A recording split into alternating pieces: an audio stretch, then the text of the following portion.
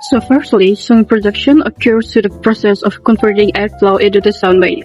This process can take place in various locations with different qualities of characteristics.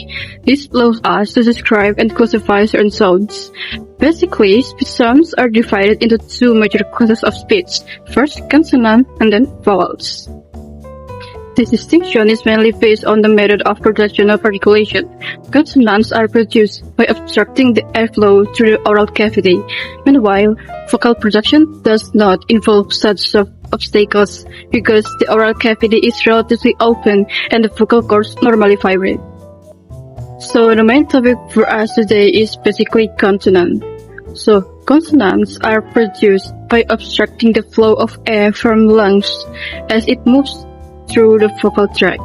Unlike the vowels, which have an open and unobstructed airflow, consonants require some form of obstruction. So here's the classification of consonant production based on a few key parameters that we will talk about today. Okay, so I will explain about the voiced and voiceless consonants in English. I will start with voiced consonants. So, voiced consonants are sounds that are produced when the vocal cords vibrates during the pronunciation. This vibration happens because the glottis is slightly narrowed, so when air passes through the vocal folds, it causes them to vibrate. This process is known as voicing or phonation. An easy way to identify voiced consonant is by placing a hand on the throat while speaking. If vibration is felt, the sound is voiced. In English, all nasal sounds such as M, N, and then all approximant sounds including L, R, W, and G are always voiced. Next, I will explain about voiceless consonant. So, voiceless consonants are produced without any vibration of the vocal cords. In this condition, the glottis is open widely, allowing air to pass through freely without causing vibration. As a result, voiceless consonants often sound more breathy or sharper than voiced consonant. One important example is the sound H, which is always voiceless and doesn't have a voiced counterpart. Now, let's move on to the example shown in the table. So, some consonants from pairs that have the same place of articulation but differ in voicing. This means the position of the mouth is the same, but the presence of the vocal cords vibration makes the difference. For example, P and B are produced with the same lip position. However, P is voiceless, as in pen, while B is voiced, as in book.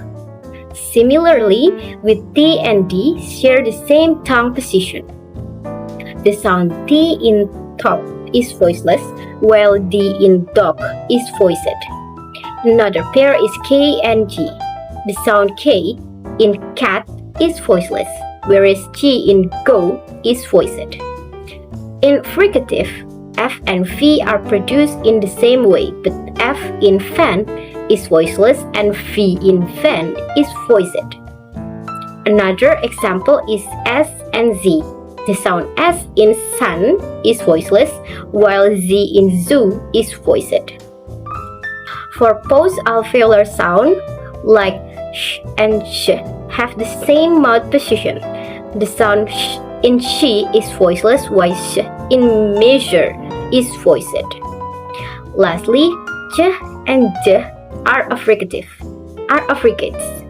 The sound j in chair is voiceless, while j in jump is voiced. So to conclude, voiced and voiceless consonants differ mainly in vocal cord vibration, even though many of them share the same place of articulation. Understanding this can help us improve our English pronunciation. Next, based on the place of articulation. Bilabial. B stands for both, meanwhile labia stands for upper or lower lips. As the name suggests, bilabial consonants are produced by bringing both upper and lower lips together to block or restrict airflow. They are represented by the symbols P, which is voices, and b and b, which are voice. We can also describe the w sound found at the beginning of the way, walk, word as bilabial. And next, labiodental. Labia stands for upper or lower lips, meanwhile dental stands for teeth. The airflow is blocked or restricted by curling the lower lips back to touch the upper row of the teeth. They are represented by symbols of which is voiceless and f, which is voice. And dental. Dental stands for teeth.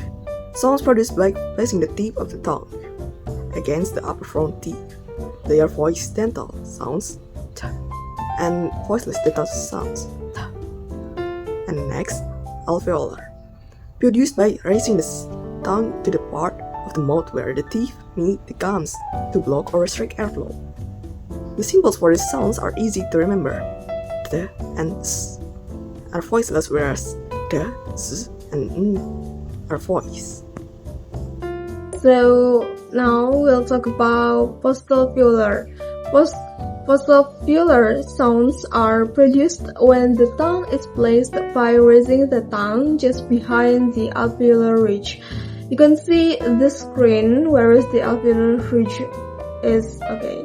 Then in producing this sound, the front part of the tongue is wheel raised. Okay. Then the tongue is positioned slightly further back than alveolar sounds, and then the air passes through a narrow space, creating a friction. Some of the common postalveolar sounds in English, just like as in she, then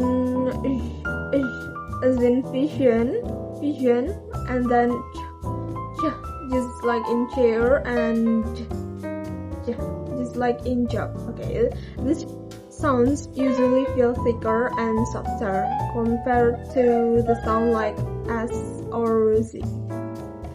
Then the next is palatal sounds. These sounds are produced by raising the middle part of the tongue to the hard palate. For the example, just like E, as in yes, you, and yellow. Palatal sounds are not very common in English actually, but they are more frequent in other languages such as in Spanish and Indonesian. You may often heard like yo or young or something. Then the seventh type is velar sound. Velar sounds are produced when the back of the tongue touches or comes close to the velum, also known as the soft palate. For the common sounds, just like in like as in cat, then g as in go, then just like in sing. Velar sounds are very common and exist in almost any languages in the world. Then the last one, finally, we have glottal sounds. Glottal sounds are produced at the glottis, which is the space between the vocal cords in the throat. Again, you can see the sketch in the screen, right? Okay. Then, unlike the other sounds, the tongue, teeth, and lips are not involved in glottal sounds. The sound is made only by the vocal cords. Also, the airflow passes through the glottis. For the example, in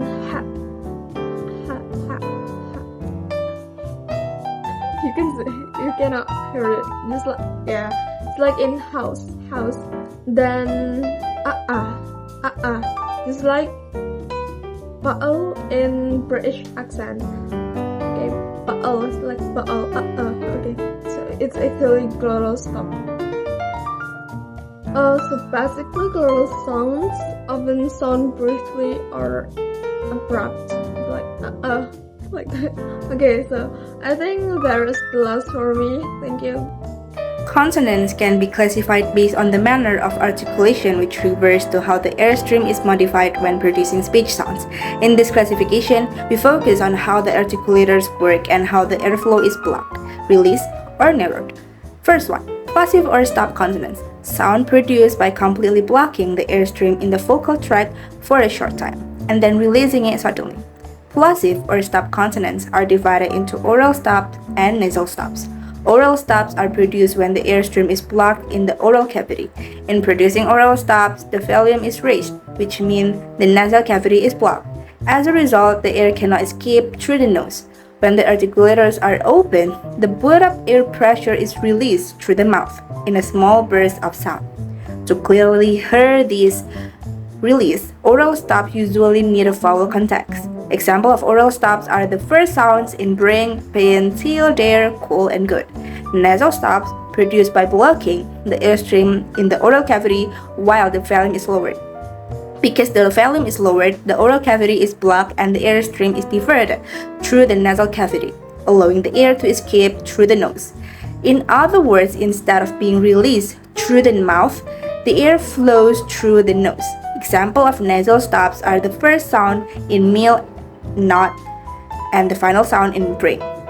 Fricative sounds are produced without a complete blockage of the airstream. The air is forced through a narrow constriction formed by two articulators that come very close to each other. This narrow passage causes noisy turbulence, which results in a hissing or friction-like sound. Examples of fricative sound are the first sounds in fan, thick, vast, six, su, shell genre, and high. Affricates sounds produced by combining two manners of articulation, namely a stop followed by a fricative.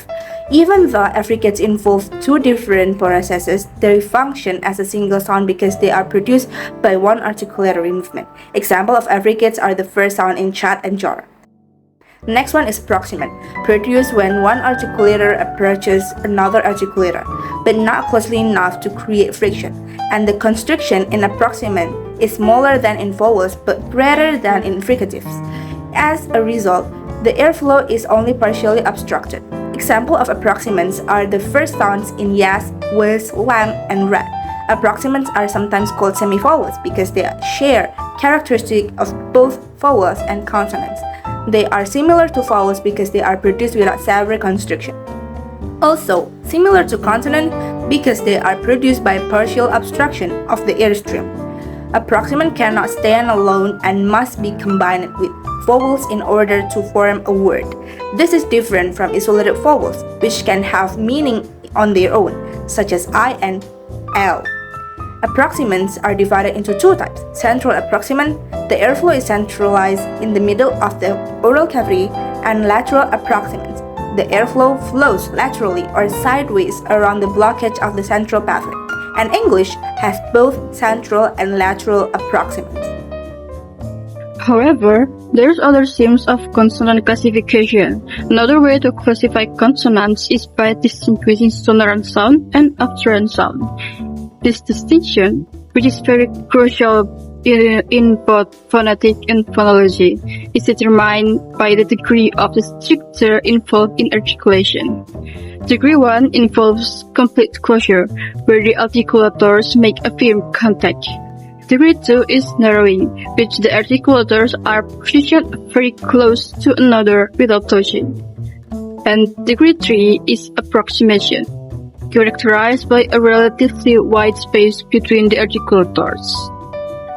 In the articulations in degree 1 and degree 2, air pressure builds up within the vocal tract, and then resulting sounds that are classified as obstruent. Meanwhile, in degree 3, there is no increase of the air pressure, and the sounds produced under this condition identified as sonorant. Sonorant are produced with little or no blockage of airflow without turbulence, and this category includes nasals, approximants, and vowels. For example, and other vocals. Obstruents are produced by involving strong airflow obstruction accompanied by turbulence, and they consist of stops, fricative, and affricatives. For example, b, k, t, j, and s. And there's another more actually. And unfortunately, that was the end of our topic today. Hope this video will help you to get to know more about consonant, guys. Thank you for watching this video. Bye!